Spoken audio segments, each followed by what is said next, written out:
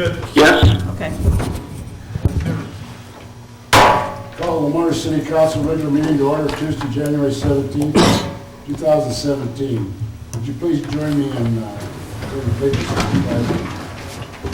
I pledge allegiance to the flag of the United States of America and to the republic for which it stands, one nation, under God, indivisible, with liberty and justice for all. Thank you. Do a roll call, Bill. Nelson? Yes. Knapp? Yep. Rexwinkle? Yes. Goodchild? Yes. Wick? Motion to approve the agenda. Second. Motion been made to approve the agenda. All those in favor say aye. Aye. Opposed? Motion carried. I'd like to welcome everyone in the chamber today. The gentleman from the Lamar Daily Sentinel. We've got a fairly heavy schedule today, so we're going to keep right on moving. And particularly you people that are watching over television, I want to be sure that you're welcome to too. Today we have two hearings. The first one is on the sale of real estate. The council has set this as a statement of time on the vacation of the real estate and to consider offers received for the purchase of Outlot B in North Greenview Estates. First filing. An aerial of the area is attached. The council has discussed this piece of property in the past as a secondary access to the North Greenview Estates. The 25-foot platted parcel was dedicated to the city for secondary access by the developer as required by the Planning and Zoning Commission, by the City Council, and by the Chapter 165 City Code Ordinance subdivision regulations. In addition to the property being in potential secondary access, the property also contains an existing 6-inch water main. If the council chooses to sell, an easement will need to be maintained over the entire property. The staff does recommend the council on the proposal to accept it. The financial impact is $2,500. Sale proceeds to the general fund is where it will go. And buyers will pay for sidewalk extension, and city will see future general fund tax revenues from the property. At this time, I'm going to open the hearing and ask if there's any written or oral objections or comments to this proposal. I will once again ask if there's any written or oral objections or comments to the proposal. If not, I'm going to declare the hearing closed. Motion adopting resolution number 17-4 vacating and authorizing the sale of Outlot B, North Greenview Estates. First filing to Dave and Mary Albright and Bruce and Terry Brock, 50/50 in the amount of $2,500, subject to the requirements to extending the sidewalks along the frontage of said property and maintaining an easement over the entire property. Is there a second? Second. Motion made second, adopting resolution number 17-4, vacating and authorizing the sale of Outlot B, North Greenview Estates. First filing to Dave and Mary Albright and Bruce and Terry Brock on a 50/50 basis in the amount of $2,500, subject to requirement to extend sidewalk along the frontage of said parcel and maintaining an easement over the entire property. Clarification, that 2,500 is split 50/50 or it's 25? Okay, Yeah. good enough, I just wanted to make It's sure. 50. Good enough, okay. Good question, thank you. Can we have a roll call on that? Knapp? Yep. Nelson? Yes. Rexwinkle? Yes. Goodchild? Yes. Wick? Yes. Motion passed. So I'd like to at least compliment, anytime somebody comes forward to solve a city problem, it's always nice, and then they bring a check, it's even nicer. Thank you. Yeah, so leave the check on the way out. So what procedure do we follow now? A bigger check.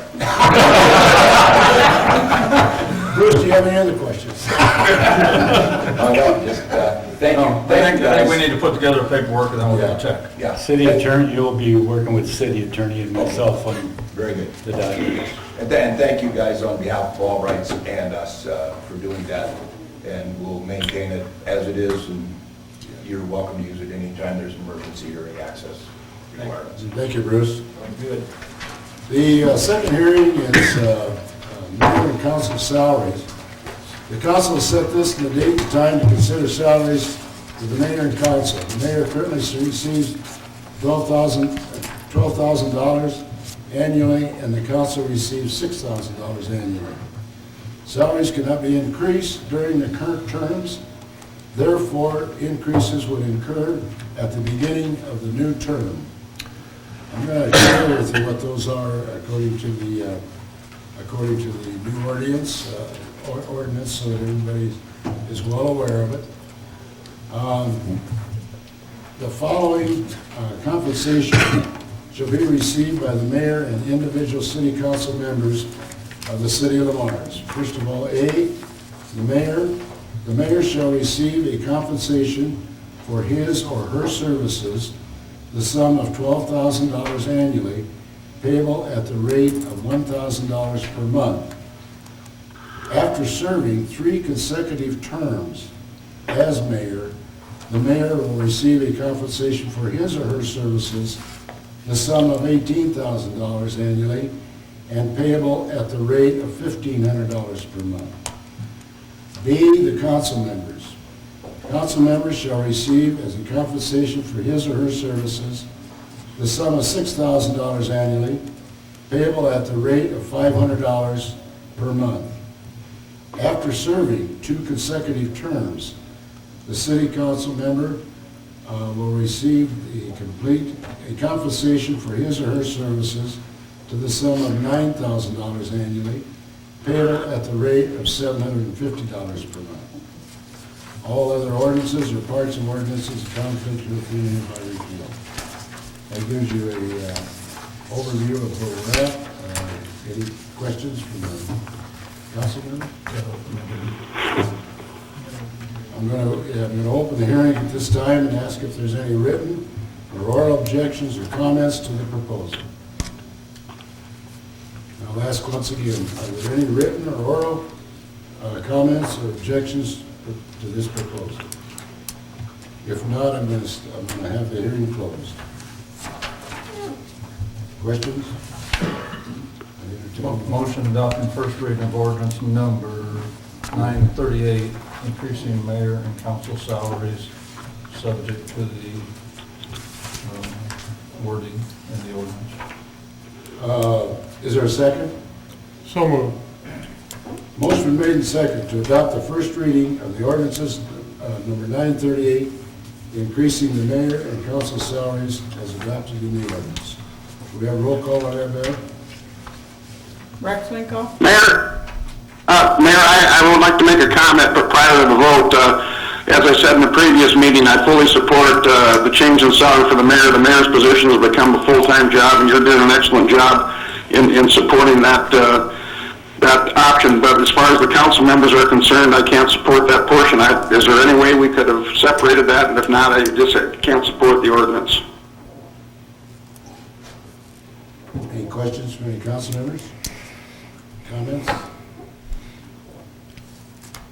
We're ready to vote. I think we can make changes at any time in the 3 readings, but the first reading is done with the ordinance as stated. Yes, you can change the ordinance right now, or you can take away from the ordinance in future readings. You cannot add to the ordinance. You can take away, but you can't add to. Thank you, Scott. John, I don't support it either way, even with your alterations. So as far as me, I'm not in favor of altering the ordinance as read, so. What was that? I'm not in favor of supporting either of the pay increases, council or mayor, so I'm not in favor of changing it. If you want to change it, you can certainly bring it forward and change it to what your liking is, but. Yeah, like I say, I don't want to pass up the opportunity for the mayor's salary to increase, because I believe that's very appropriate, but I'm concerned about the council portion. We have a, Well, it's either proposing a change? John, you're kind of leaving us hanging. Yeah, what are we supposed to do? Was there a Well, what I'm wondering, I guess I didn't hear all the conversation. Is there any way we can separate the two? There's a motion and a second on the table right now. Yeah, You can vote either up or down for that, and then go from there, I guess. I would agree. Okay, Okay, there's a motion and a second. been made. I'd like to comment, at least as a council member. I don't feel that we're overpaid the way we are now. And I've got almost 20 years in, and he's got quite a bit more. And I'm not working any less than what I did 20 years ago. So I guess what I'm saying is I don't have a problem with council people getting paid what they're worth, and we're worth quite a bit. We do a lot of major planning decisions, and you all know how many committees you're on. I'm on 5 or 6 committees, so I don't think we're overpaid at the time. Ken, can I comment on that then? Let me ask you a question. I'm not necessarily disagreeing with what you've even said there. But what I'd ask is then why is it a time step? Because what we're doing here is we're giving longevity pay. And if the workload is such that we say it is, and I would agree, this is not a well-paid job, that's for sure. But if the workload is what it is, then I totally disagree with the step pays. Because new councilman is gonna work even harder the first couple of years, just learning what all the abbreviations mean, let alone systems and everything else. So if what you're saying is true, which I'm not disagreeing with, then why the steps? And so I would, it's a question to your question. All right, there's a motion been made and second on the table. Right? Yes, there is. Is that a roll call? It is, isn't it? Can we have a roll call on that? Wick, Yes. Rexwinkle, yes. Goodchild, No.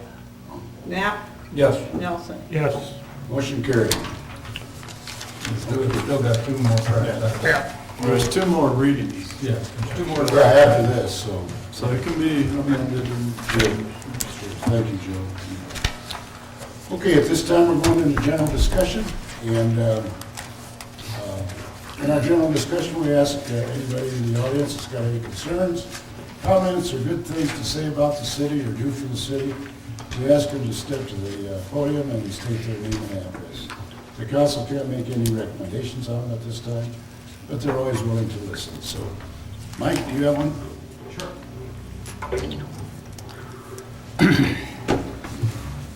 Good afternoon, everyone. I'm Mike Donlin, the president of the Lamar's Area Betterment Foundation, and as has been our practice, we periodically come by and give an update on how things are going with the foundation's efforts in support of the various community betterment projects. So, as part of my report, I would like to invite Mr. Dave Shaver up to explain the recent efforts at Fairway.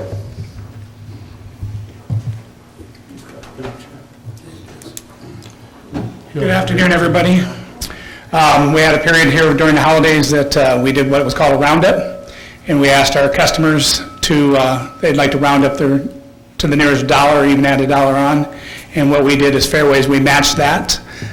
So we have a check today to present $5,000 in Mars Area Betterment Project. So we think it's I personally think it's a great project for the residents of Lamar's and the surrounding area. There's a lot of different things in this project that will benefit the whole community and everything they're trying to do here. So it's a great project to get behind. Thank you, Carol.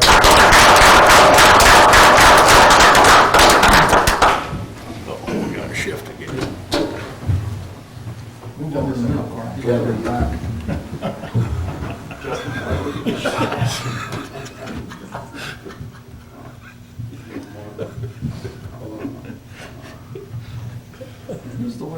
push that button. To buy this contract. You're gonna see if they can get more people to buy it. Oh, boy. Oh, they couldn't see me. I'm just glad your back didn't go out when you did that. Thanks again to Fairway. We also received, just before today's meeting, a donation from one of our area service clubs, the Sertoma, delivered their check for, is there anybody from Sertoma here? Well, the good news is $1,800 came from the Sertoma's direction. So, well, and I have one other one that's kind of fun. We'll be releasing a family photo this afternoon to our local media with a caption that explains a gift from, especially devoted to one of our projects, the Olson Cultural Event Center. 10 months ago or so, Kim Christensen, Ole's daughter, was in town, and we had a chance to visit about this project. And as the family mulled things over, they got together over Christmas and organized a contribution to that part of our community betterment project. Kim and her husband donated $10,000, and three of Ole's grandkids all chipped in collectively for another $5,000, so $15,000 from our friends up in Marshall, Minnesota.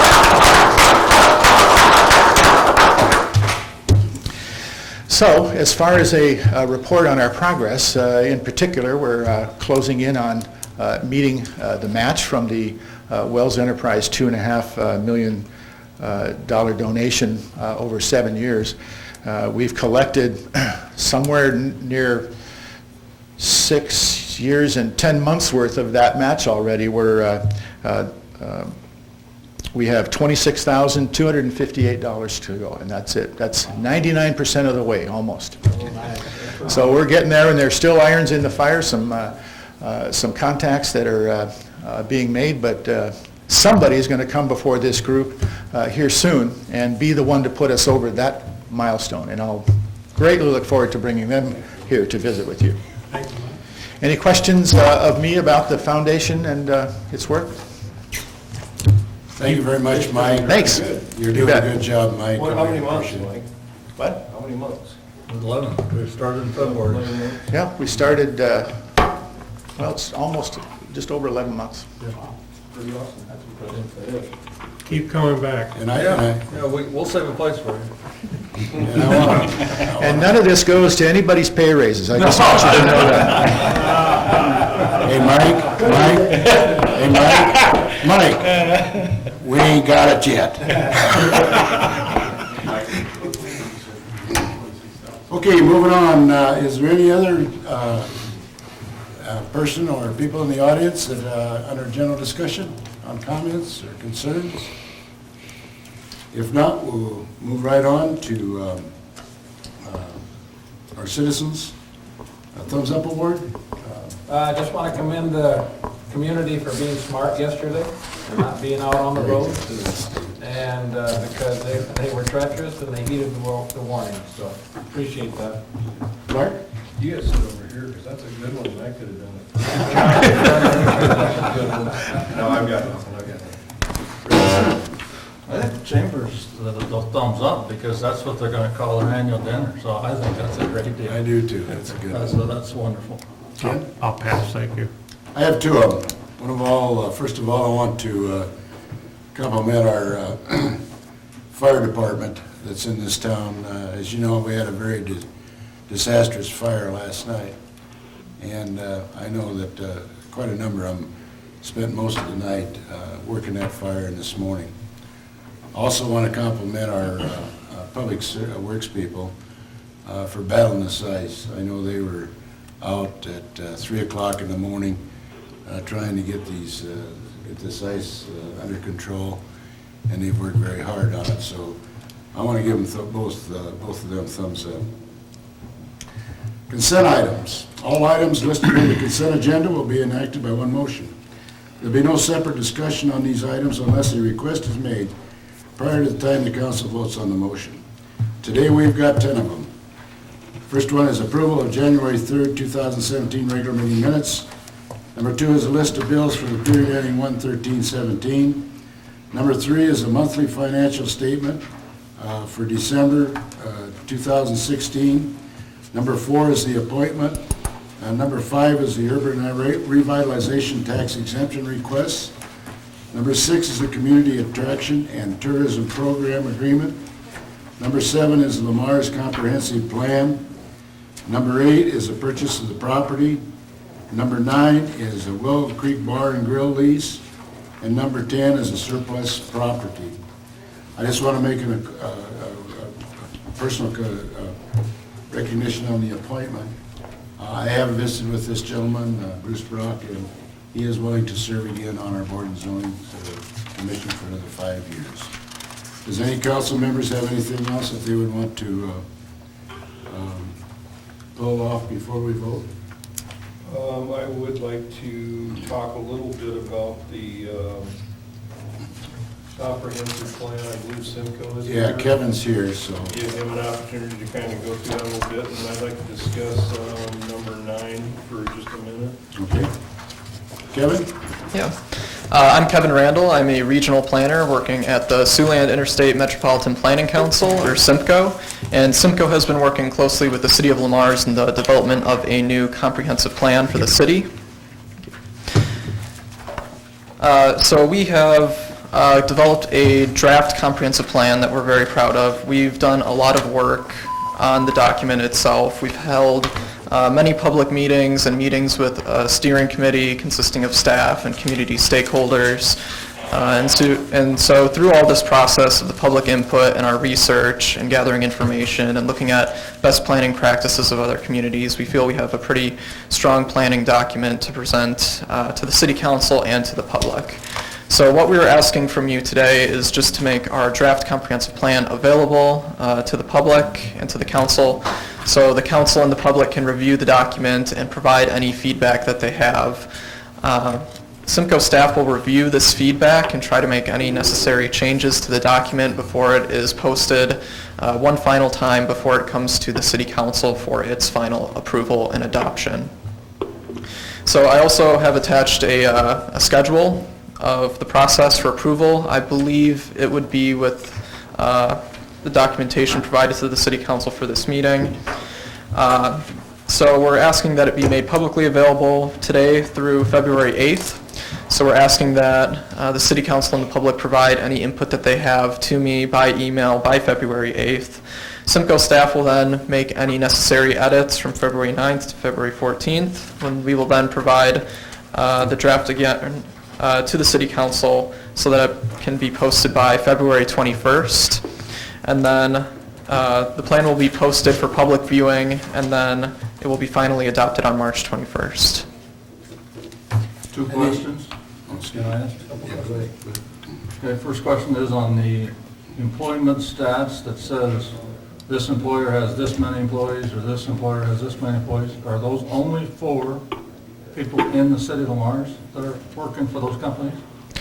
No, I believe it includes people who may live outside Lamar's and then work at those. Just work in Lamar's though? Yeah, work in Some of Lamar's. those businesses have more than just Lamar's for location, and they have much more people than that. I believe it's the employment at the Lamar's location of the business. And then the city staff, okay, with the roads that he said was poor or good or bad? I didn't think that we had that many poor roads. I was going to take issue with you on a few of the... I don't think you guys did. You guys didn't determine that. We did not determine that. That information was provided to us. Who put together that? Yeah, that information is provided to us from a private contractor who owns a vehicle which they use to drive across the roads, and it essentially scans the road for the quality of its surface in terms of if it is cracked and how bumpy the ride is on that. And so there's a private contractor who collects that data, and then we, at SIMCO, purchase that data. And so that data that we have in the plan is the most recently available data for this area, which I believe is 2014. So it is from a few years ago, and it's from a private source. Yeah, see, in 15 and 16, we only did, what, 160 projects? Yeah, So there's 7 in 1 year. Yeah. So there's some of those streets that were on our list, and we got done. notably the asphalt overlay in 47 blocks, is not identified there. It's identified as a poor street. And I just didn't know if that's what we wanted to issue, was a poor street based upon the fact that it says 2014, or if we wanted to get that update. We need to get that updated and have the contractor drive it again. He didn't say the name of the contractor yet. Yeah, I forget who it is. I'll have to look it up. But is that, can you physically go in and change that data? Not right now. I'm not sure if we could update it specifically, because we wouldn't have the exact measurement, because they're the ones who have the algorithm and calculation for getting the exact 1 to 100 I'm not trying to pick scale. on you, I'm just saying that is not today. true. Right, and, Not the plan, it's not correct. If you like, or if you feel it's misleading, we could just remove that map from the plan and just say that we can work to try and acquire up-to-date data on road quality. It's just something you should look at, because that's misleading. Or at least qualify it that the report was done in 2014, And many 15. improvements have been made, Yeah. but to tail off of yours, if you're talking 48 city blocks, that's only 4 miles, and we boast having 70 miles, it still would say that the report is fairly accurate. Right, I was just noticing, I think the poor condition, there's only like maybe 4 miles Okay. that are poor. And we have labeled in the chart. And we for sure done that for them. And I would, well, I think there's a couple blocks that are on the highway that we're gonna be doing this year, so they're not okay. And I agree that they're poor. Right. But I'm saying for the majority of what I saw on the map, when I was trying to look at it on my computer screen, I thought they were done. So that's why I was just asking the question. You can make that move though, or change, right? Well, at least Yeah, I could, investigate. Let us know which way is the best for you. I'm not saying you did anything wrong. I'm just saying that does not appear to be what we have in February of 2017. Right. So that's why. So we can look into updating the data or just getting a list of roads and seeing if we can get the data in a usable format on our end so that we can update the map personally. And when I find out what's going to be easiest or what's possible with the information, then I can get back in touch with the city and let you know what we think the best way to update that would be. This is one reason why we're having meetings like this today. Yeah, thanks. Exactly. Thanks for listening. Thanks. That's what I Yeah, and to dovetail that, Mayor and Rex, you did have a copy of the page and a half of the changes that were made from late November through early January, which then gives you this document. And then, as Kevin already pointed out, there's another whole month here that we're looking for input. And part of that input's got to be all of your department heads taking a very critical look at this document now. This is the first time that we've got the document with all the chapters in it. And so it's really the first opportunity for the department heads to take a critical look at this. Well, there's a lot of information. There's 140 pages. On like page 35, it still refers to Plymouth Life, but on page 108, it refers to Pride Group. It hasn't been Plymouth Life for 5 years. So it says formerly Plymouth Life, but it's not formally anymore, you know? But that's 140 pages to look at there. You guys, God help you trying to figure it out, you know, I mean, because there's a lot of information there. I think the real critical thing here is that from today until that first meeting in February, I would ask all department heads and council and the public at large to really take a serious look at this document. This is our roadmap for the future. It's just a roadmap, but it is our roadmap for the future. So the more eyes that can take a look at this and read it verbatim and come up with those changes that. Well, there's a lot of sections crosshatched and stuff like that that we're gonna be adding to R1 or adding to B1, and it's like, okay, I'm not sure that's, you know, but that's, somebody needs to look at that. But we do want to make sure it's current and accurate. It needs to be as of now, because if we're not gonna move forward from a current document. Yeah, so in the agenda, although Kevin mentioned that he would like them emailed to him on the 8th of February, you have a council meeting on the 7th of February, and so in the council agenda, I put that we're looking for any and all comments to you, the council, so that you can make a decision whether you want to change or not, and we will have an action item on February 7th for the comp plan. So again, all input can come in from now until the 7th. You'll act on it on the 7th so that we can email Kevin on the 8th. Okay? Was the electronic copy okay for everybody? Yeah, it was fine. I prefer it that way at this stage, that's for sure. Where are those copies gonna be made available? Because we do want community input. So is it gonna be on our website? Is it gonna be at the library, several copies? Where else? It should be available on the city website. I was told that it would be able to be made available on the website. Christy Collins had told me that it will be available. And then I had requested that copies be put at public buildings, including City Hall and the library. So I believe Christy, she said that shouldn't be a problem. So I believe there should be hard copies at each public building and then online on the city website. Correct. Okay? Would you like it anywhere else? Well, you tell me, would it be beneficial to put in a few dentist offices, maybe a couple eye doctors? People sit there for a half hour. I mean, I don't want to get crazy with it, but, you know, they can breeze through it and stuff. I don't know. We've got extra It's just a copies. question. Just matter of going around and putting them in. You know. We could ask local businesses, talk to local chambers, see if they would have any businesses interested in having the document in their lobby. It's something that could be done. It does take a while to just flip through the pages. Yeah, It yeah, does it take a does. while. Okay? Okay, good enough. I You get think- yours answered? Yeah, he answered them perfect. Thank you. Yeah, no, I'm good, I'm good. You had another one question? A couple of questions, I think we're done with you. I get done with you. That's okay. Anything else, Kevin, that you need to share with us? I don't think there's anything else. Just thank you all for your input. Like you said, it is a very long document, and I know it is time intensive to read through it and to find these comments and things that you would like to change. So I really appreciate you all taking the time. It's really important, and it helps us, and it's going to help to build a better document, which is great for the community. You're doing a good job. Thanks a lot. Thank you. Appreciate it. Okay, Clark? Item 9, D9 Gold Hill Barn Grill, got a couple questions and a concern, and the only concern was I would kind of hope this would have been done in committee and not just outside of committee. Is there any reason the committee wasn't involved in this? The contract was due, it ran out January 1st. I mean, it does fall under Steve and I's committee, so. What's I your mean, concerns? Well, my concern is that it was done out of committee, but the question I have is there a reason we're going 3-year on this? Aren't these normally 2-year contract? Historically, they've been 2-year contract. Last year they were. Last year Was 1 year. One. Right. Yeah. I I think the don't know golf that I course, can I answer think, that. I think the golf course one is 3 years.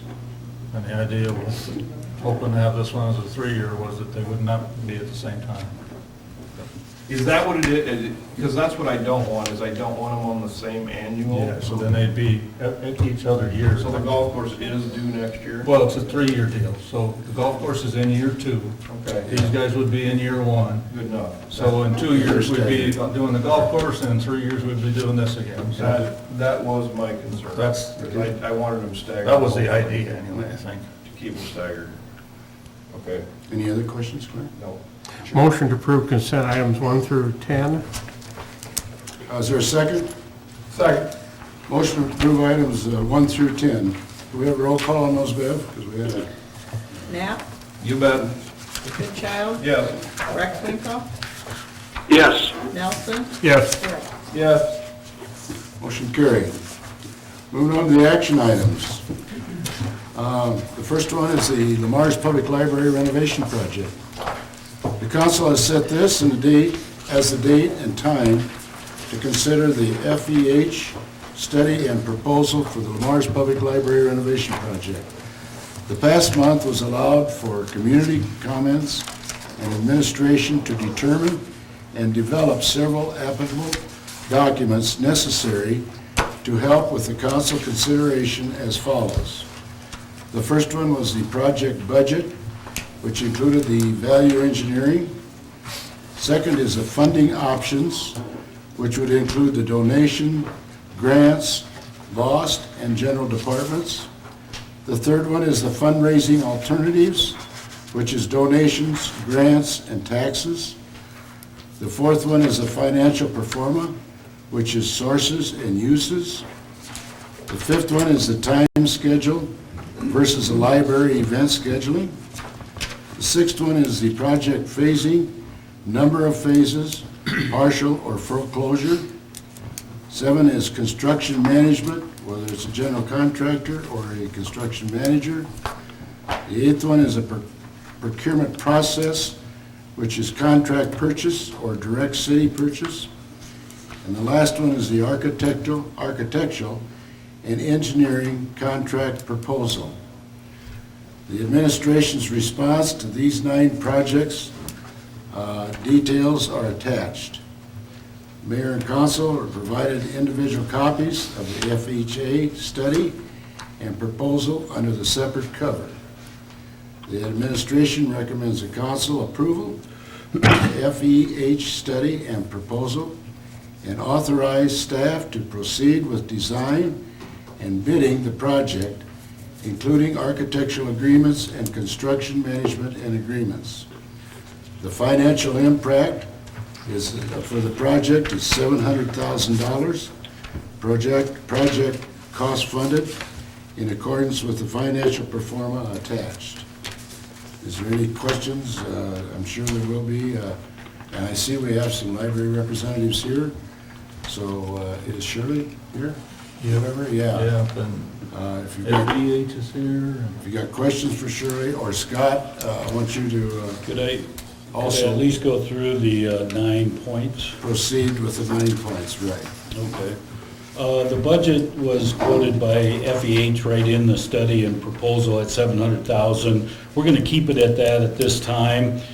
We have done the value engineering that you mentioned as part of those 9 items. We don't have a list for you because I think it's a little premature at this point, but between FEH and myself, I think we came up with like a dozen different items that we could take a look at if need be.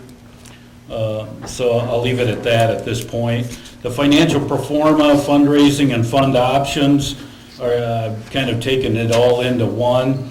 The current balances as we have it today is $321,000 has been raised in private donations, 321. The Friends of the Library have offered $5,000. The Library Trust and Agency Fund, $5,000. I'm proposing that the city loss funds allocate $100,000.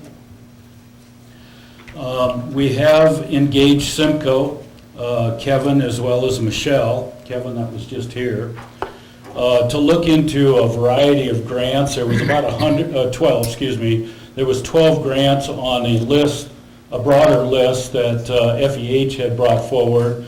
And we asked Simco to look through that list, investigate that list, see what might be the greatest probability in the next 4 to 5 months.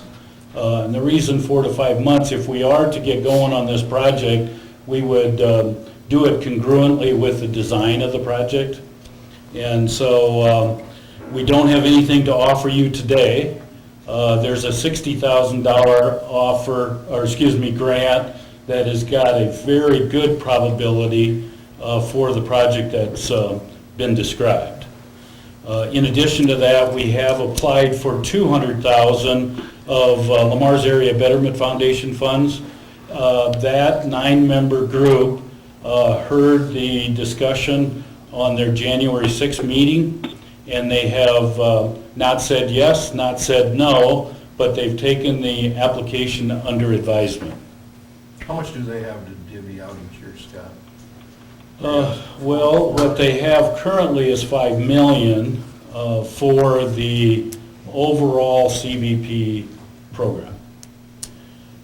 In addition to the CBP program, the Lamar's Area Betterment Foundation has now been fully established, as you're well aware, as a 501c3 to go into our future for a long time.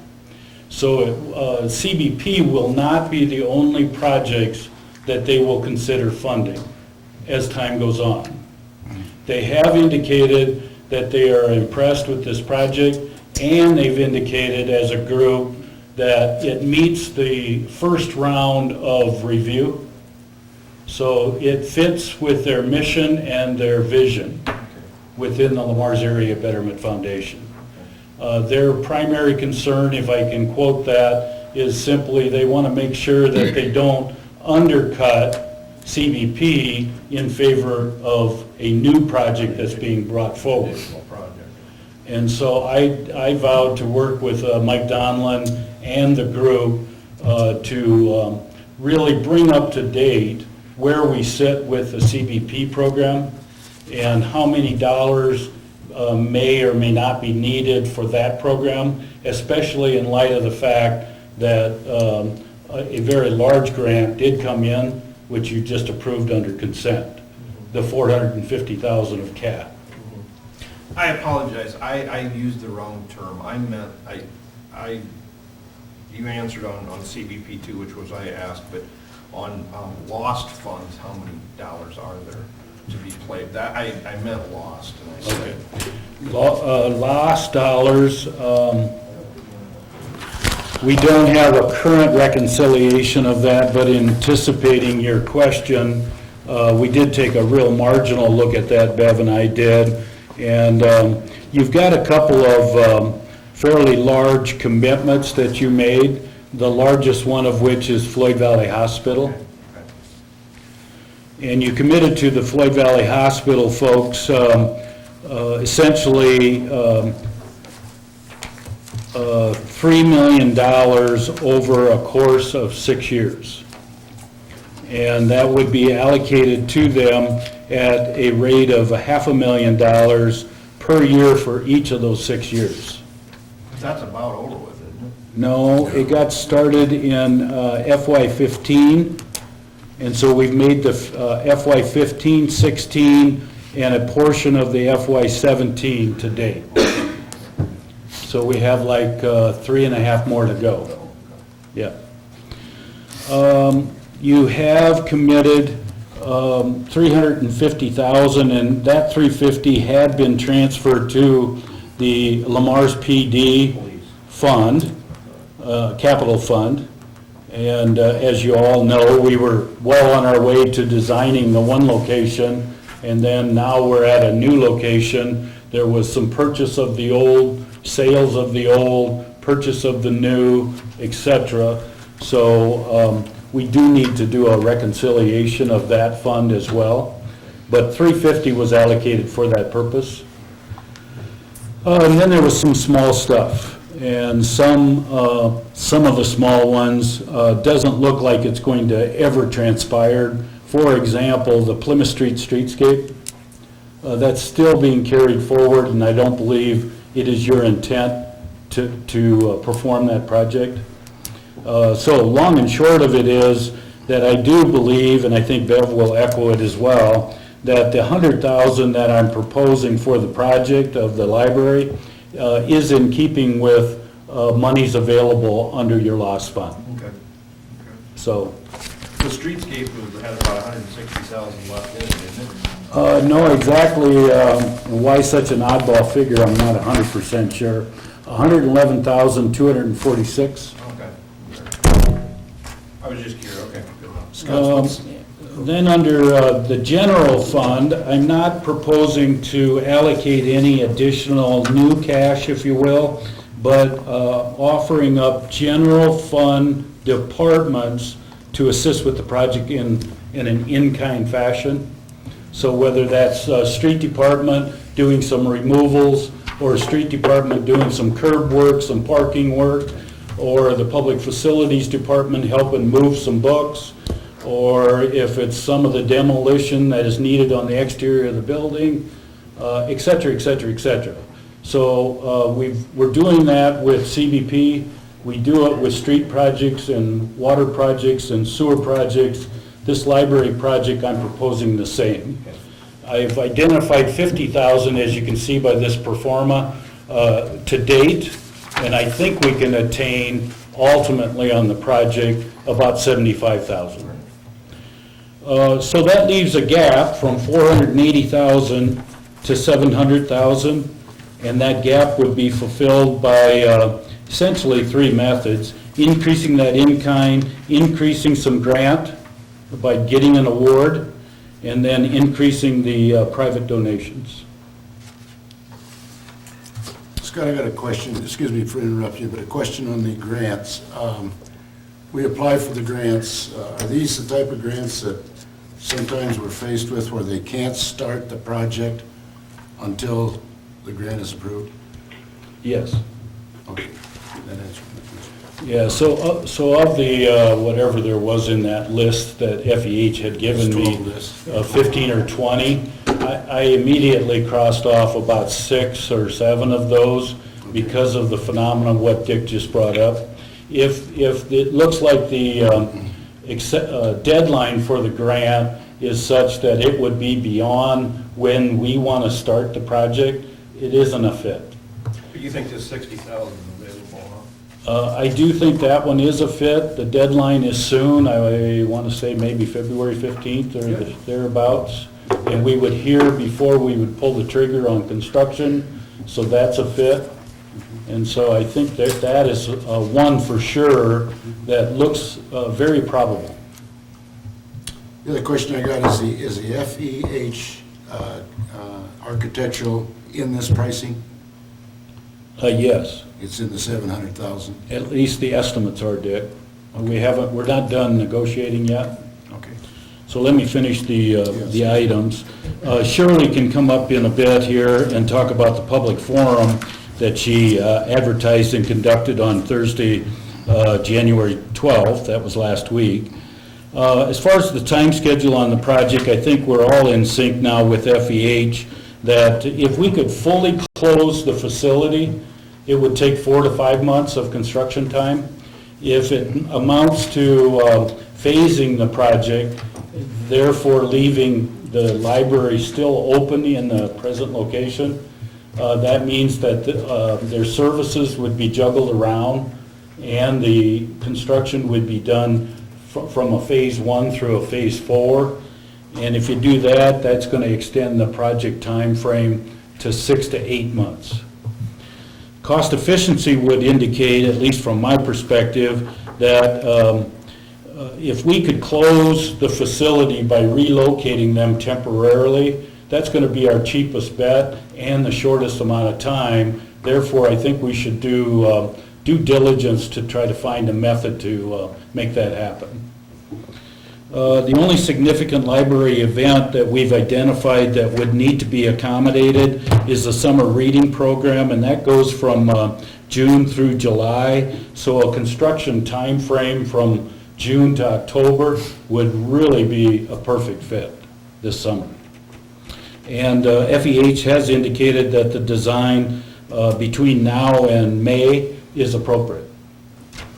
We would recommend doing the construction manager, a CM type project. I have taken the liberty to talk to Ryan Wilchin, and Wilchin Construction is in agreement to doing that. I have got a very preliminary, but I do have a scope of work that he has identified, and I have reviewed that. I concur with it, so I think we could move fairly quickly with that if you do choose to proceed with the project. The same kind of thing is true about FEH design. I have reviewed an AIA document that was provided to me by Toy Sullivan of FEH, and we've gone through that verbally together, and I think we're in sync with the scope of services that they would provide under this contract. Again, that won't become applicable unless you proceed with the project. Finally, I think the city should do the direct purchase of the fixtures, furnishings, and equipment, otherwise known as furniture. I think FEH in the study has indicated $221,000, plus there's some design costs. So I've rounded that off to $250,000 of the project. 250 of the 700 is dealing with just furniture and fixtures. And so we would direct purchase that. FEH would design it, put it out for bids, city would take the bids, and then we would purchase it directly from the low bidder. Where would we buy that out of, Scott? Any number of folks could bid it.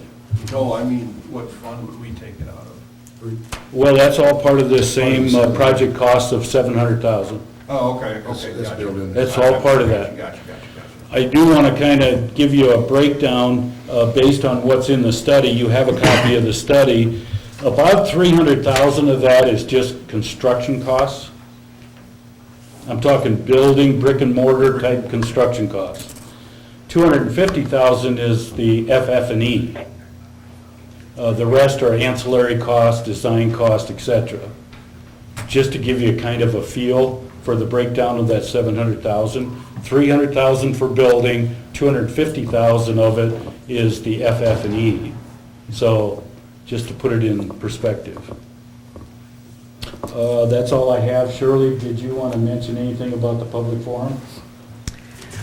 We did have a public meeting on January 12th. In addition to that, we also had the Friends of the Library came and had a chance to look at the plans December 12th. We also talked about it on Clem. We have had the plans posted in the library. We've had the study available to the public, and then we followed up with the public meeting as requested on January 12th. All the comments to me have been very positive. We have asked people to make sure to pass those along to you and Scott and others who are decision makers in this process, but overall, the comments have been overwhelmingly positive. How was your attendance? On the 12th, we didn't have a real high attendance. I think maybe about 12 people that night. The Friends, a meeting on December 12th, I would say it's close to about that same number. I'd have to look in the calendar where we put the attendance, but yeah.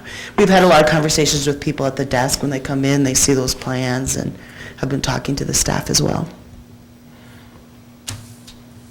Any other questions for Shirley or Scott? So you're thinking relocate for a short time? I am. Okay. Makes sense, doesn't it? Absolutely. Yeah, Get sure it makes done. sense to me. I mean, get it done, make it painless, and quite frankly, working around construction is probably never in the public's best interest. If a significant portion of the project was not new shelves, new furniture, and new FF&E, I maybe would feel a little bit different, but all of those books, everything, Has to be moved anyway. has to be taken off the current shelf or wherever it's at and put on a new one anyway. Now, hauling it to a different location is a lot of work, but if that saves 3-4 months. If we would just close the library for 3 or 4 months and look at the budget, we could save. I'll let one respond. Another board is Yeah, say, I was thinking we negotiate the architect in the open meeting right now because she's here, so we can just sit, we could just sit here and figure out the budget right now. So what the heck, I mean, you know, they don't like coming to our meetings anymore. John, I hope you didn't hear that. Are you still there, John? Oh, yeah. No, I think closing and working on some other place is the obvious answer, but we've got to find a place.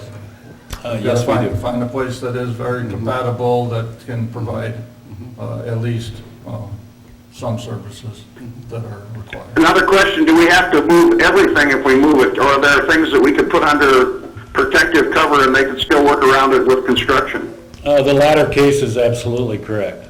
I would think so. You wouldn't have to move absolutely everything. Okay. So you're thinking 4 months under that condition, something to that effect? 4 to 5 months, yep. You think that's a workable situation?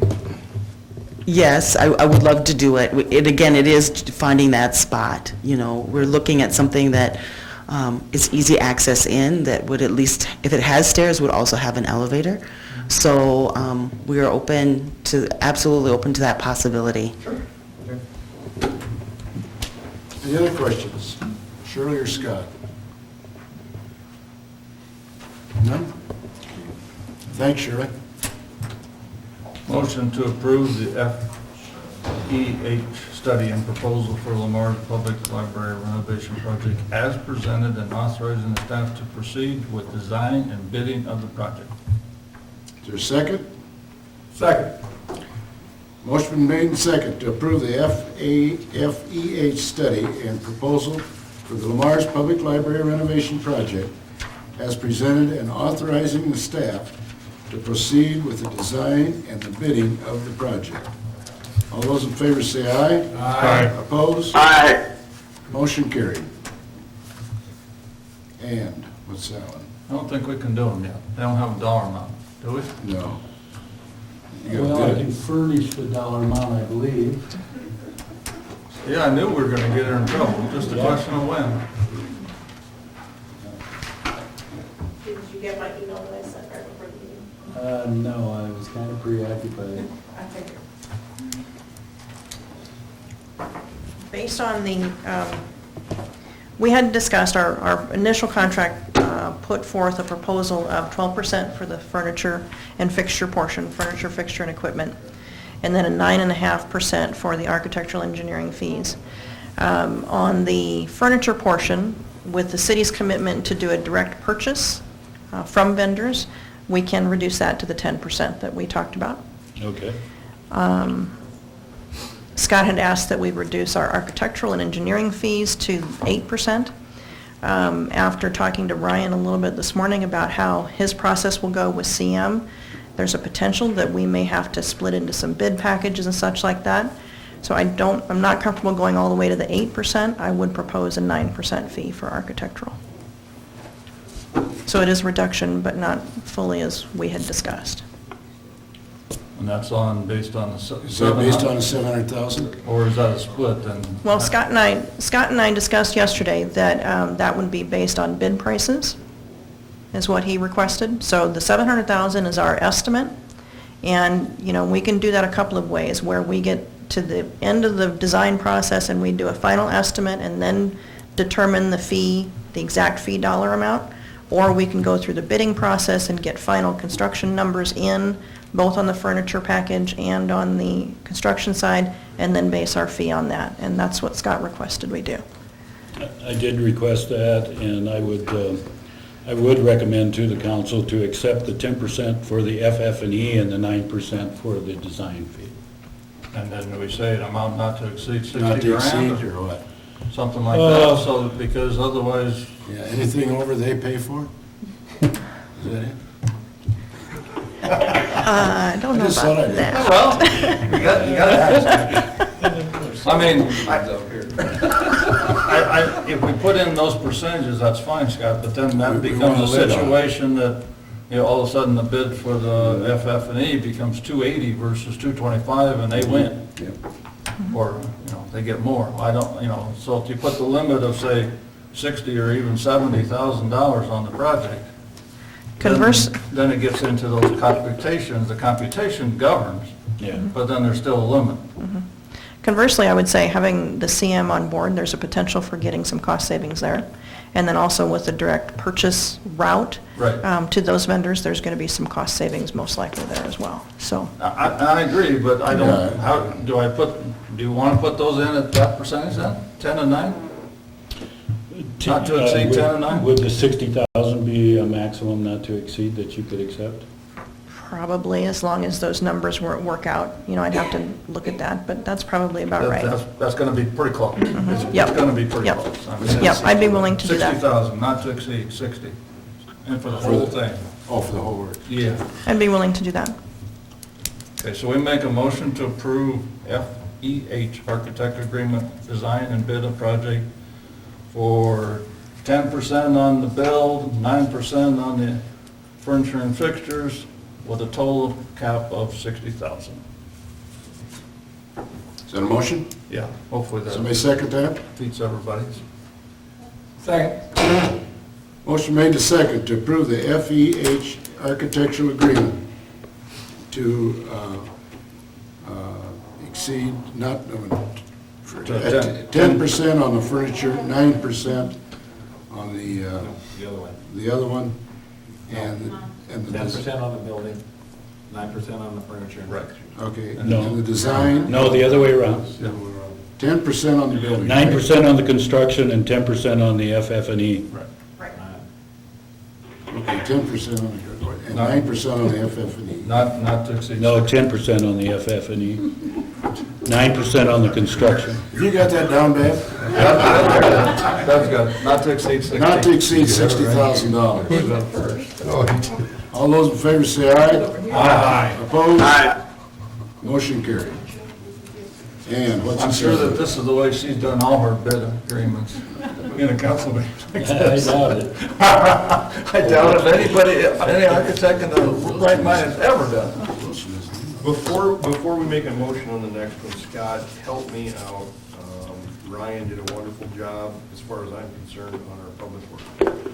What is the benefit to having him in on this now? What exactly is his role? His role would be to coordinate the project during the construction. So he would be, in all intensive purposes, a general contractor hired directly on a service contract directly with the city. As opposed to hiring a GC, a general contractor, on a construction contract. He would be hired not too unlike what you just did with FEH on architectural services. So it's a service contract. Nothing's getting built, but he's managing 100% of the construction. So the one that we did on this is the Public Works facility. That came in under budget and on time. We did something very similar to that at the golf pro shop. When that building got renovated, we used 25 or 6 subcontractors. That project came in on budget, on time. When we did the indoor aquatic with an architect out of Sioux Falls, it was $1 million over budget, and it was 6 months past due. Okay. I just wanted to know his role, that's all I wanted to know. That's why I'm emphasizing this, because I really think if we are to get this done in 4 to 5 months, we need somebody on our side that can really get the job done. Yep. Okay, And that's is fine. representing your interests. Like I said, I think he did a wonderful job on the public works. I really wasn't aware of the other ones, but. And generally speaking, we can get it done more reasonable. We've been in so many cases where we have overruns rather than even meeting. Right. Or if you, in this case, in these cases here, we've been able to get it done more reasonable and on I'm time. definitely not opposed to it, I just wanted to. I That's the agree. reason that's I good. do agree with Dick's comment there. So what are we gonna pay him? $39,000 for project coordination expenses, and then he would handle the general requirements on the project, and that's things like the dumpster, the landfill, the signage, the temporary enclosures, the temporary fence, spotta pots, project cleanup, final cleaning, shop drawings, material delivery, electricity and water for the project. He would take care of all of that under the general requirements, and that fee would be $21,000. So what was the first figure? 39. $39,000 for the project coordination expenses, 39 and 21.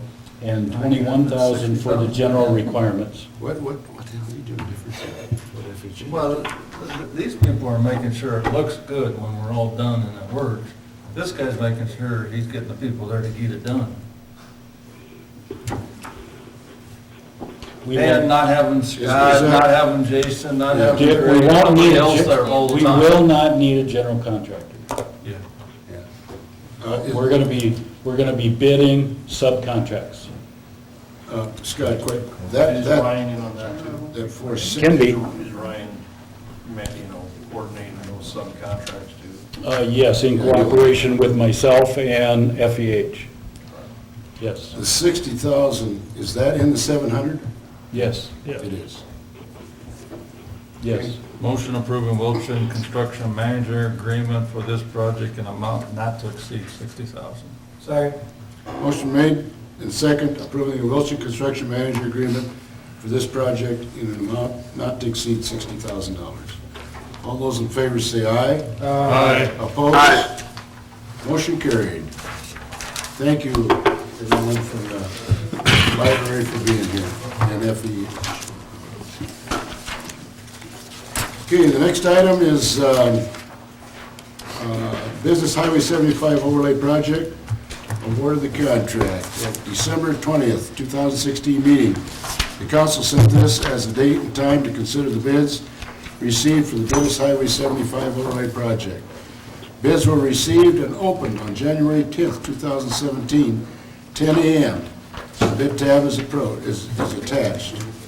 Staff recommendation, proposed schedule is the bid letting was January 10th, 2017 at 10 a.m. The consideration of the award is January 17th, 2017 at 12 p.m., which is today. To begin construction is April 1st, 2017. To end construction is July 1st, 2017. Joe Flannery, our attorney, famous attorney, recommends awarding the low bidder of 4 bids for base bid and low bidder of 3 bids for the alternate bid. Jofel Engineering recommends awarding base bid to Steve Harris Construction. The administration recommends awarding the bid to Steve Harris Construction. The financial impact, funding from the Lamar's Urban Renewal TIF revenues and from Highway 75 bypass Urban Renewal TIF revenues. And I think you've had the bids attached there, so you can see what they were.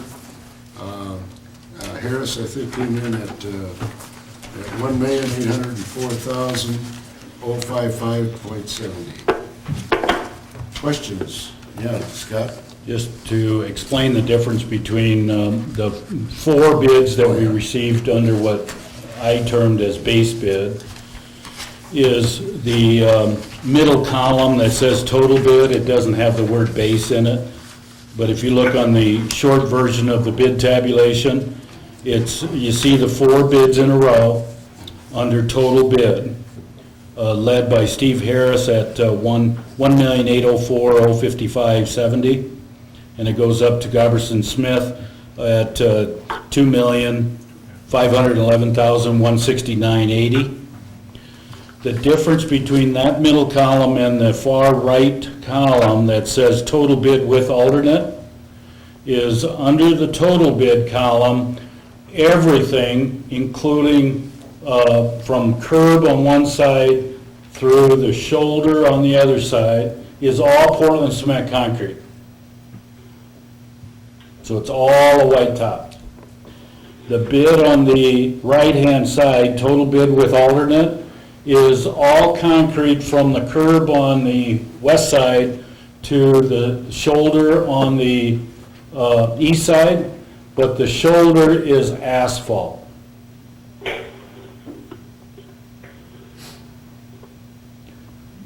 Steve Harris did not bid that portion.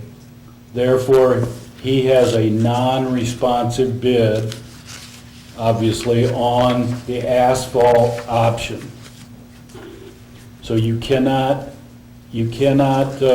consider Steve Harris if you want to consider the asphalt option. I don't know why you would do that. Slofeld and myself are recommending that you only look at the base bid. You only look at the low bidder for the base bid, which is Steve Harris. After all, the low bidder for the asphalt option is Ren's Concrete from Sioux Center, but it's $80,000 more.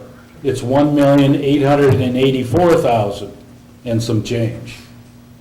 And so Slofeld and I are recommending that you go with the base bid, all Portland cement concrete, no asphalt. Go with the base bid of $1,804,055.70. And you will save $80,000 from the alternate bid, and you will save $100,000 from the next low on all concrete. Now, that's a little bit of a glitch, and I don't know, Joe, if you want to advise the council In effect, by accepting the base bid, you are waiving the informality and the irregularity in the bidding process by the fact that he, meaning Steve Harris, wrote in no bid for the alternate bid. He did write that in on the bid proposal. Well, the way we're looking at it is that you have two options. You can go with the all-concrete, which is the base bid. And what I've been informed, Steve Harris Construction fulfilled all the requirements for making the base bid. Okay, so he bid on that one, as did all other four. Then for the total bid alternative, the second option, only 3 people put bids in on that. These two aren't intertwined. They're not related on each other. They're 2 different ways to handle this project. And so the low bidder for the alternative is Ren's Concrete at whatever number that is, the 188. Right. But they're 2 different options, basically, is the way we're looking at it. And the low bidder for the first option is Harris Construction. But they did not bid on the alternative. So that's how we're. But Joe, don't the council have an option? Or Yeah, the council can choose either which one. way they want to go? Absolutely. Which is, Well, the bottom line is that we're picking which product we want on that Right. roadway. Right. We're picking the product. And the product we want at the cheapest price is Homer, Nebraska. That is correct, right? Yes. Okay. any other questions? If that's Was the there a option reason that we're you. kind of going through this? Is there concern in? No. Okay. Well, Ren's Construction Well- thinks that you should not consider Steve Harris. Yeah. Because he didn't put a bid in. On the alternative. He put a bid in No, on the base. alternative, yeah, right. So what the On the council, basis of the product we want, right? Yeah. the council has to decide which option you want. If you're choosing the alternative bid here today, you're going to be, the low bidder there is Ren's Construction. If you're going to choose the base bid, the low bidder there is Steve Harris. Questions? Just so you know, since we're kind of belaboring this anyway, there's a number of front-end documents, which are the contract documents by which bids were to be submitted and considered. On the bid proposal itself, the document that they put their numbers on, that we're giving you a summary on this bid tab, on that document is got the language, and I quote, "The underside bidder understands that the owner in this case is you, the city, reserves the right to accept or reject any or all proposals or to waive formality or technicality in any proposal in the interest of the owner." That document supersedes any other document in that whole set of contract documents, and there are general provisions and there are special provisions. Ren's Concrete wants us to consider rejecting Steve Harris's bid because of some of the language in the other portions of the contract documents. And Joe has already legally summarized that for you. So you got the 2 options, 4 bids under this option, 3 bids under this. Ren's is low under the 3 bids, and Steve Harris is low under the 4 bids. You got another option, you can reject them all. No. I agree with Joe, you have that option. You- As I just read, you can reject them all. Resolution 17-7, awarding business Highway 75 overlay project Steve Harris Construction, Homer, Nebraska, in the amount of $1,804,055.70. Is there a second? Second. Motion made and seconded, adopting resolution number 17-7, awarding business Highway 75 overlay project to Steve Harris Construction, Homer, Nebraska, in the amount of $1,804,055.70. Can we have a roll call on that, Beth? Rexwinkle? Yes. Wick? Yes. Goodchild? Yes. Knapp? Yes. No. Yes. Motion carried. Okay, moving on to the next one is consideration award of the ambulance bid. See attached memo from Bill Rosacker, our famous ambulance director, regarding the purchase of an all-new ambulance, Type 3 ambulance. The staff recommendations, the ambulance director recommends council approval of the plan and the proposed bid. The financial impact is half of the new ambulance will be funded in fiscal year 17 and the other half in fiscal year 18. With the sale of the old ambulance, the total cost would be reduced by the sale price. And Bill, you want to share with us what you're looking at here? The bid we got, the total was $159,854. That was from Clock Emergency Vehicles. They did put in a trade-in amount of $10,500. It's our feeling that we think we can get more for that. So the absolute worst-case scenario would be we did trade it in with the bid, and that would drop it down to $149,354. We're in contact with 2 individuals right now, plus there's a website we're checking out that we can get on. We have our Department of Public Health. They have a database along with IAMSA, our state representatives, where we can send it out on that. So I think we have to have that probably declared, the ambulance declared surplus property, correct, before we can actually put that out there. So anyway, worst case scenario is $10,500 is what we would get through the trade-in. We're looking at maybe getting 12 or 15 for it. Questions for Bill? What was your price on your ambulance bill? Or didn't you just say the price on the purchase? The bid was $159,854 without a trade-in. Right. 160. And we've got a trade-in of 10,075. Right. But we're looking at possibly going after more. What do we got in the budget here, Beth? 75 a year. 75 years, so he's just right on button. You're good. You're good, Bill. Any other questions? That's the second time I've heard that. So are you looking for direction as to not trade in versus sale? No. You're not looking for direction there. We're going to go out and try selling it on our own. Put my used car salesman's hat on and see if I can. Shipper's always done pretty well. Let him work. We tried that, but the commission was too high. Better make it 175. Motion awarding bid for one new Type 3 ambulance to Clock Emergency Vehicles in the amount of $159,854 and declaring the old ambulance as surplus and approval to sell. Is there a second? Second. Motion has been made and second awarding the bid to one new Type 3 ambulance to Clocko Emergency Vehicles, Life Emergency Vehicles, in the amount of $159,854 and declaring the old ambulance as surplus and approval to sell.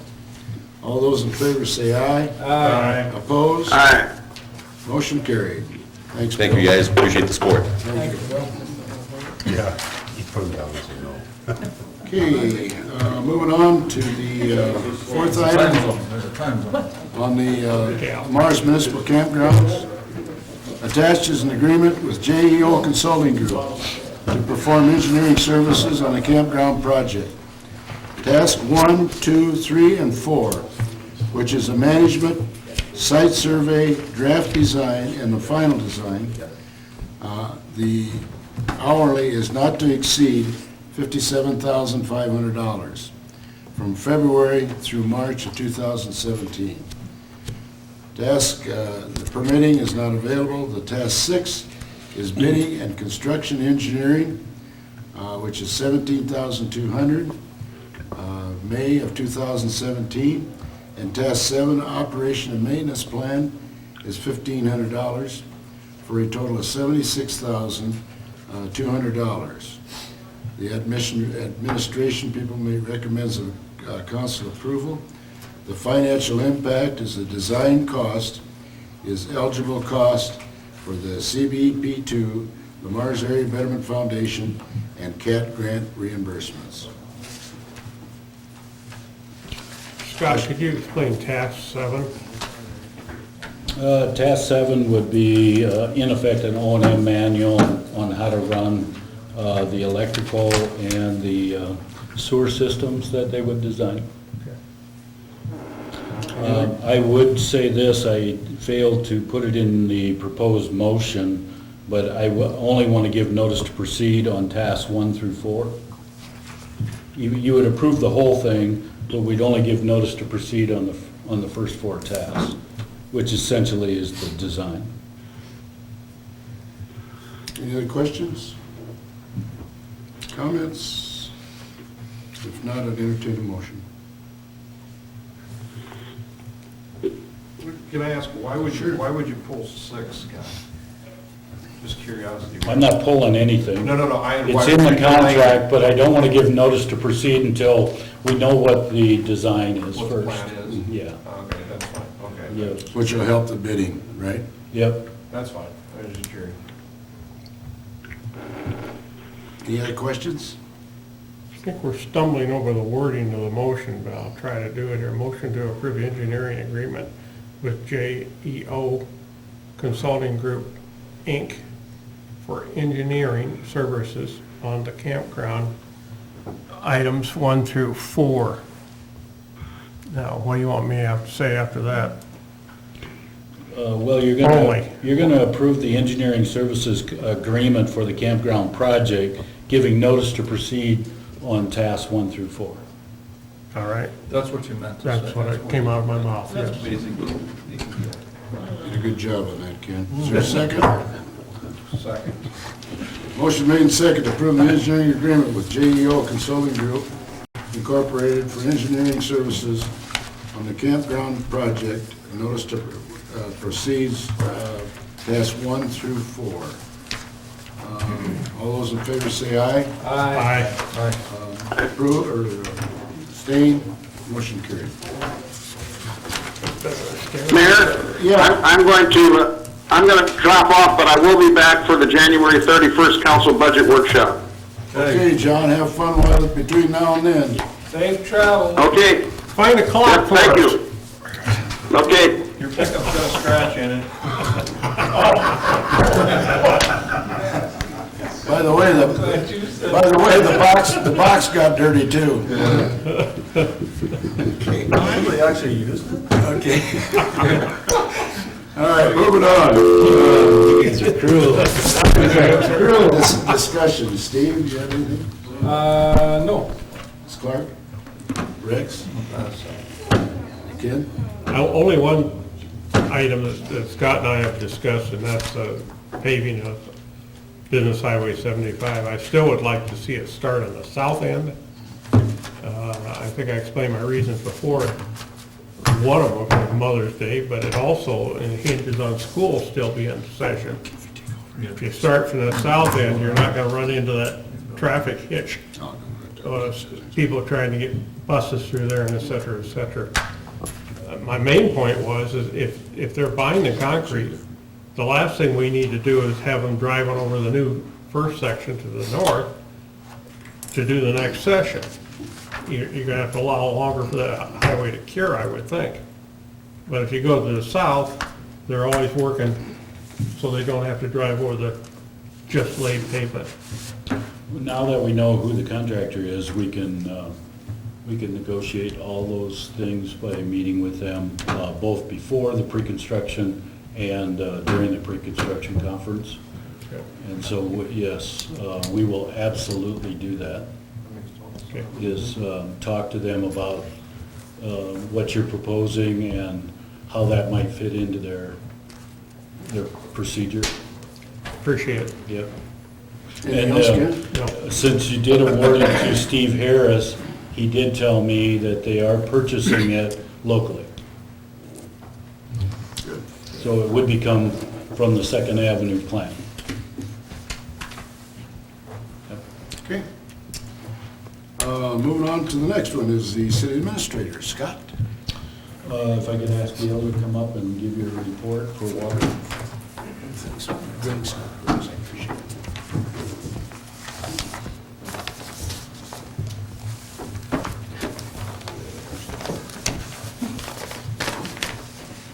Dick's already heard it, so. All right. He's gonna go meet he John. thought he was gonna He's gotta go give meet John. Okay, it's kind of the same form I do every year and stuff on that. I have the years of the people. We did add 3 people, as you know of. You gave us the okay to get those.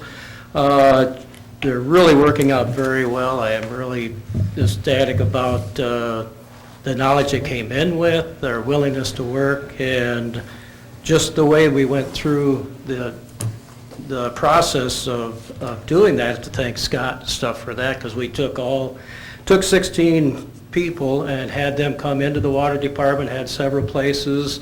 Bev and Jason were involved and stuff, and it went really well. It gives you an upfront look and stuff at individuals and stuff, and it really worked out good. Like I said, again, I'm very pleased with the 3 individuals we had. We had other ones that, were good too, but it really helps you to, get a one-on-one on people and stuff with that. And with those 3, they're all eligible to be taking their test here another 3 more months. They all had enough education and stuff behind their background that they've already been told that in March they can start taking their grade 1 test. So that's encouraging. We're back to up to 6 and stuff, kind of a rerun back, a few years ago when we did have 7. One was a meter reader, but we still had them involved. They worked about 2 to 3 weeks on that. So we still had, an extra person and stuff on that one. We had 2 leave for retirement purposes. We had one individual is in another department. And at that time, we were looking at farming out more. We had individuals and stuff and tried that process, which, I think it went well. This last few years and stuff, it's been harder to get contractors, as you can see, and stuff going through all these 168 projects that the city has gone through. It takes a lot of people to do that. And I have to thank Scott for having the insight and stuff on that.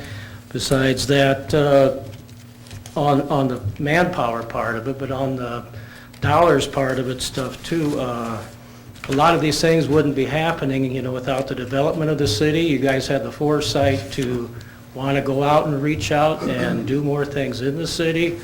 I deal with the budget with the water and and the different things, and looking at that, the water could not pay for itself to be doing that. So with the TIF dollars and, looking at, and Scott came up with so many of these things, as with you people, the eligibility to make those things happen and stuff. So it isn't like years ago where we didn't have the tax dollars doing that. We were self-sufficient to a point, but I believe it's been almost $2 million just this last year in finishing up in the projects that we will be doing. And that's a whole year's budget, and I don't know what I would do with that to be able to continue with what we are doing here at the water department without that. So I thank Scott, Bev, and Jason and yourselves for having the insight and the ability to get those things done. Other than that, we can just go through some, the information of interest as we've gone through. We've pumped out of those 6 wells over 1 billion gallons of water. With the backwashes of 36 million, as you can see, you go down through there. The city itself uses it through everything is metered and stuff. 15 million went through there. The golf course this last year was self-sufficient. They did not use hardly any water through the metering system we have there, like the 10 million we did the year before. The bulk water sales are 1,865 with the expenses of going through that. There's about 200,000 through there. It gives us a better site. Most of the other that is through the city entities and stuff on the card reader.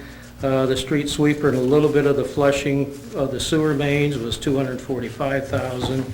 The estimated of leaks and the difference between the non-accountable water for 35 million, that's hard to come up with, is just down to 3.6%. And up to almost 10% is about what they average around the nation and stuff for that. So we are doing a good job of that.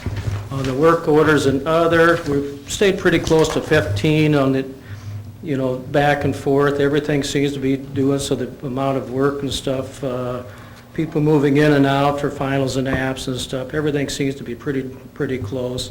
And we did pump an average of 100,000 gallons more this year than last year per day. So we're up to 3.7 million per day year-round and stuff, you know, for that. You know, many of the You projects. said 3, I think you meant 2.7 million? 2.07 gallons is what we average right now. And then the rest of it, you know, you kind of go through, you get your quarterly reports and stuff, you know, so you have had the privilege of seeing a lot of the things and stuff that are mentioned here, plus others that we do during the year and stuff, so I don't know if you have anything there that you wanted to visit about. You're sure welcome to do, you know, if you have any questions. The work to be done in 2007 is just like everything else in the city. It's really going to be busy finishing up the projects we had from last year, a couple of new projects and stuff that'll be coming up. And then we will be bringing to you, after Scott and I visit, on the maintenance of the 3rd Avenue water tower that needs to be repainted and stuff like that. We'll be looking at getting the numbers and looking at possibly getting that work done yet this spring. So, is there any other questions and stuff that you have? Dale, I'm really impressed with the percentage of non-accountable, but even 3.6, that's up from last year, isn't it, a little bit? 'Cause weren't you in twos? It might, I don't think it's, I think it might have been 2.7 last year, but it isn't, you know, all that too much more. And I'm and very like impressed with that. Do you have any clue where it is? I mean, No, well, is see. it common leaks or?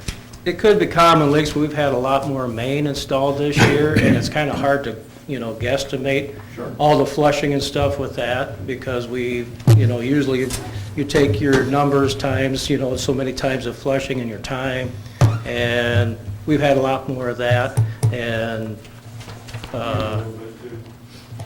pardon me? We use a little bit too. Yeah, it's hard to say. Because his is all non-accountable? Well, Fire hydrant? he lets us know, and then, you know, how many tankers and stuff, but if they have the hydrant going itself on the fire, it's easy to take care of the tankers. I think what we had yesterday, 42,000 just in tankers that they moved and stuff, so we can account for that, but Well, some of still a the very others you impressive can't. number, I don't care. Yeah. That's a good number. Oh, it's very good, yeah. 3.6. Didn't you tell me once that New York, the city of New York was over 50%? I know it's over 40%. It's huge. That they'd have for unaccountable water that they have for leaks. I'm Yeah. surprised that thing just didn't float away. Yeah. In your hiring new people, does any of the present water employees have a CDL? They all do now. They all Last do now. Wednesday, the two that did not have them, they all had, they went and passed their test this last Wednesday, and everybody there has a CDL Good. and able to drive the trucks as needed. Thanks, Gavin. Appreciate the whole department. It's a very big asset to the city. Okay, so now we go to the infamous budget. And Bev has all the answers, but I'll give the summary. She got an email too, if you want to email her. She got a cell phone. Just call her. Okay, the budget, everybody got the book. So this is all new to everybody sitting around the table, but I'm gonna kind of go through her highlights and then we'll look at a couple items on the book. The draft has been prepared at a tax levy of 12.5 versus 13.5 from previous years. And it's very simple reason that we went to 12.5 is that the state of Iowa allows you an 810 levy for any city.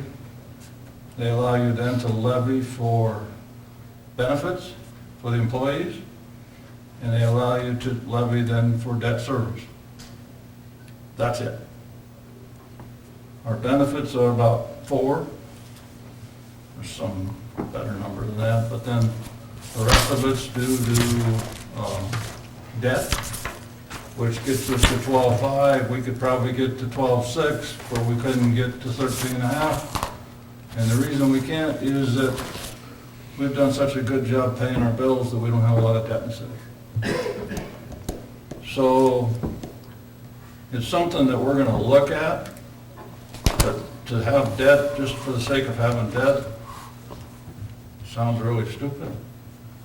But there's different forms of debt that can be used for taxes.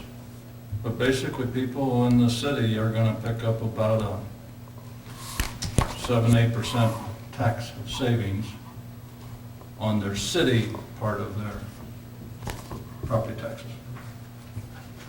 The current general fund has a deficit that we've got to close, $620,000. There's 4 new employees that are added into the budget right now. I think everybody's had their budget meetings, but nobody's addressed the budget or done any cuts in those meetings. We addressed those things in January 31st.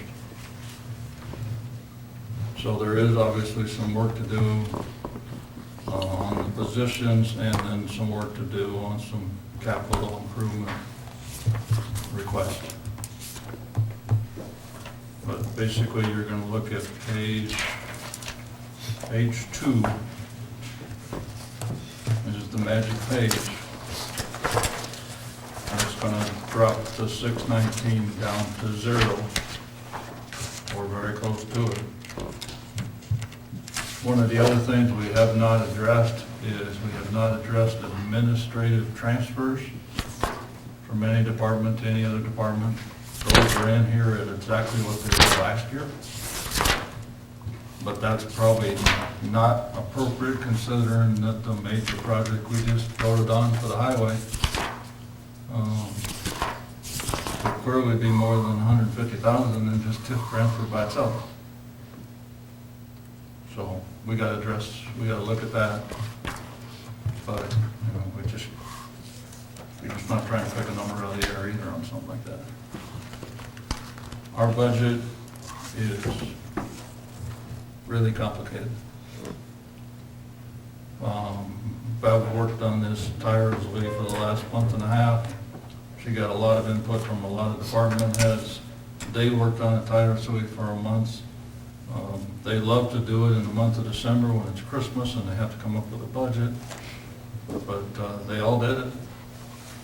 And they're all very passionate about their departments and what their needs are. So we've got to consider that. But we also got to consider what we can actually tax, and then also the benefits to the citizens. Miss anything? Beverly? Anything, Scott, we need to add to that right now? Maybe just 2 things. Pretty strong on capital equipment. Yeah. That we need to take a serious look at. And then it does take into account what we told you 2 months ago relative to the TIF. That we have asked for 1.7 as opposed to something larger in the Lamar's urban renewal. I think we also told you that 2017 will be the last year of 25-year urban renewal. So Lamar's urban renewal will sunset here in 2017. We'll get some TIF revenue in FY '18, but it's the last year. So that figure is accommodated in these figures. Yeah, the adjustment from the 2.7 roughly to 1.7 is accounted for in here. Yes. The 1.7 is going to go away next year.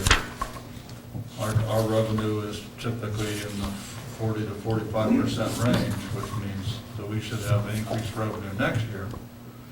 But as we found out this year, even with the adjustment of the million, it doesn't quite work out to be exactly that percentage. And our debt service is down to 400, is that right? That we can, we're paying for 400,000 on a general fund debt. Yes, we've got sewer, we've got water fund to pay bills on and stuff like that for a long time. But our general fund debt is 400,000 due to a very strong conservative bent that's been on this council and been in the administrative for a number of years. Because we're all trying to help all our citizens as well as all the employees. So I think some of that we're going to try to explain a little bit through the budget process, but obviously we're going to look through departments and still look through budgets, and I know everybody that's had budget meetings already has some idea of some things that they think should be adjusted. The amount of bonded debt, as Rex is talking about, really ratchets the clock back about, 10, almost 15 years is the last time that the total bonded debt was as low as it is right now.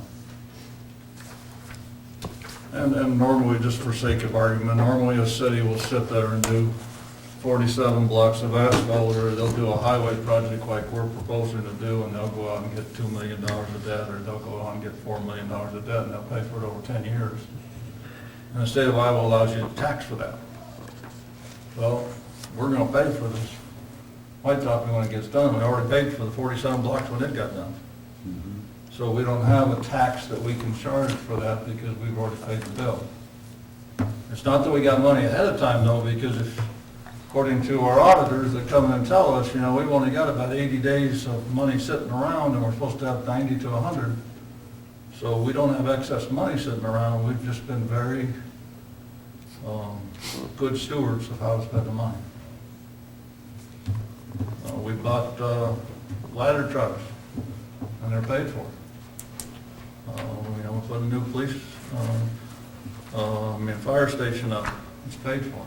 So we've done a lot of really good things, but now it's kind of catching us on the backside that we can't tax quite as much. But I'm also sitting here saying that's also probably a good thing, because, maybe 12.5 is a good number. Maybe next year will be 11.5 or 12, and that'll be a great number. So. Well, you're saying that overall it's about a 7% savings on the 45% to the city taxes on property taxes. So it does help you. When you look at the number down there, see the tax levy is $4.4 million, middle of the page. Yep. So if we got 400,000 out of this million, we basically save 10% as taxes. It should be saving 10% exactly, the math is, but it really saves us about 7 or 8. Because there's a couple percent that get lost between the debt service and other funds and other accounts. And I don't know if you want to start explaining that, we could start and maybe be done by the end of the month. But it's, Bev's got the numbers. I drill her on the numbers pretty hard. She comes back with good answers, so I believe it now. She's been here longer than I've been here. There ain't many people in that.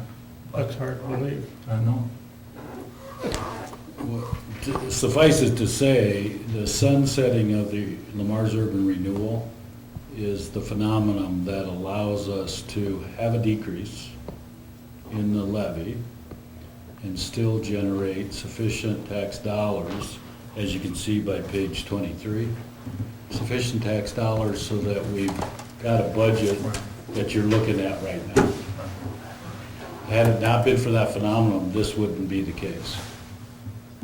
No, and it wouldn't have been the case for the last 3 or 4 years, Scott, either, because in the last 3 or 4 years, some of the projects we'd have done would have had to been bonded projects and would have had debt associated with it. And we'd be going to 15.5 or 16 mils versus the 13.5 we even were. And, you know, Sioux City's 16, 18, Council Bluffs is 20 mils, Des Moines, 20 mils. I mean, so we got very blessed, very lucky by the scenario. But also, if you look at it, the growth from the South Ice Treatment Plant south, that's all in this district, has been nothing short of phenomenal. And it helped us immensely. When I joined this body, we had Beef America lagoons on that corner, where all the building is being done now, out on 18th. And who would have thunk it would look like that, 20 years later or whatever. So we you know, the city, the forefathers, the businesses that have pulled other people to town, all those things have created this nice problem, if you want to call it, of reducing taxes. And we will guarantee, I mean, I can sit here right now and tell you, I guarantee we will reduce the levy, because we can't get back to 13.5. Yeah, Iowa law won't allow it. No. So then it's just a question of trying to make sure we spend the dollars wisely in some of these events. And like Scott's comment, we've got $900 and some thousand in capital request from just the general fund accounts. And then we've got 4 people in the general fund accounts. And a slew of other things that we've got to look at in some of those lines. But yeah, take it home, read it, study it, send the questions to Bev, send the questions to Scott, send the questions to me, and then we'll start addressing them at, 31st at 4 o'clock, hoping to be done by 6. Contrary to other years, I guess we'll get a message out to all the department heads that, you know, if you really need to be at the workshop. And it's contrary to what we've done in the past. We've actually done an invite, but they're all requested to be here. Because if you have any questions, I think on the 31st, you deserve a direct answer. And part of that direct might have to come from the department head. Yeah, and we've had some times where they haven't been here, and then the information wasn't communicated to us, and it was not a very good situation. Yeah. So we're gonna invite everybody, and we just, you know, we're not gonna have any police calls during that time with fires. We've already asked for that, so, you know, no ambulance calls, so we're good. It's gonna be a nice day, about 60 degrees, you know. So that's one thing, I really do think all the department heads need to be here. And then secondly, I want to overly emphasize just what Rex said. If you have a question, you don't have to wait a couple of weeks. No. Please call. I'll call myself anytime, in the evening, weekend, I don't care. I would just as soon get your answers on the spot than having you forget the question or not get a proper answer. So I'm not going to say I'm going to be able to answer every question just on the split moment, but I will get you an answer to your questions. I mean, this is not easy. I mean, even in my couple of hours of budget time, I came up with 2 or 3 things that I didn't know. And I've been here forever, so I shouldn't have any of those things. So if you don't know something, you probably don't know something, so it's time to ask the questions. If you want to come down and sit and go through some lines, that's fine too, because I want everybody to be well-versed so that everybody has the right answers that they want to have. Yeah. But yeah, even like this TIF administrative transfer and so forth like that, Maybe don't ask those questions. Just let Bev and Scott work on it, and then we'll bug them when they finally get a number, okay? Because that's hard. And this is the last year that we're gonna be able to really do it significantly for this project. We're gonna still have it in the future, but not. Since Rex brought up that significant project on Highway 75, 1.8 million, in the financial impact, Dick did read that it's the Lamar's urban renewal TIF and the bypass urban renewal TIF. The reason both of them are listed, just to make sure that you understand that, we'll use Lamar's until it's used up, and it's sunsetting, so we want to use it up. And then, once it's used up, it's gone. The 25 years is up. And therefore, any carryover will go into the bypass, okay? That's the reason they were both listed. And that is in here, in effect, because of the rollback to 1.7 million as opposed to the 2.7. So 1.7, there isn't enough in that fiscal year to cover that. It's 1.8 is what you just approved, so. But again, it's a 1.8, it still is a unit price job. It really doesn't know if it's gonna be 1804 or 1810 or whatever. That's true. So the numbers are gonna change a little bit there, but we also know that's the main road for Lamar's and for Joint, so it doesn't matter. You know, so we run out at 1764, then the next 78,000 comes out of the next one. Yeah. But that's why we did it that way. The bypass is superimposed directly on top of the Lamar's. The big difference is a 25-year difference in the base. It was a 1992 base in the previous one, and it's a 2005 year base in the bypass one. Huge difference. So. Anything else, Mr. Jason, you got anything else to add to this fine meeting? Okay. So moved. Go on, out of here. Yeah, I want to grab that.